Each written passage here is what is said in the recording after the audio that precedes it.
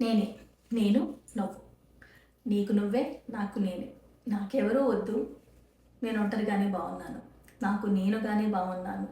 నేను అన్నదే నాకు ముఖ్యం అని అనుకుంటూ కూర్చుంటే చివరిగా మిగిలేది నువ్వే.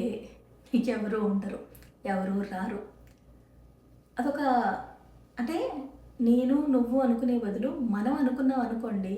పోనీ ఒక నలుగురిని మన శ్రేయోభిలాషులుగా, స్నేహితులుగా, బంధువులుగా, నా అనుకునే వాళ్ళుగా, ఎలా అనుకున్నా సరే, స్నేహితులుగా అనుకున్నా సరే, ఏంటంటే ఎప్పుడో ఒకప్పుడు మన కష్టంలో సుఖంలో వాళ్ళు తోడు ఉంటారేమో, అండగా ఉంటారేమో, మాట కలుపుతారేమో.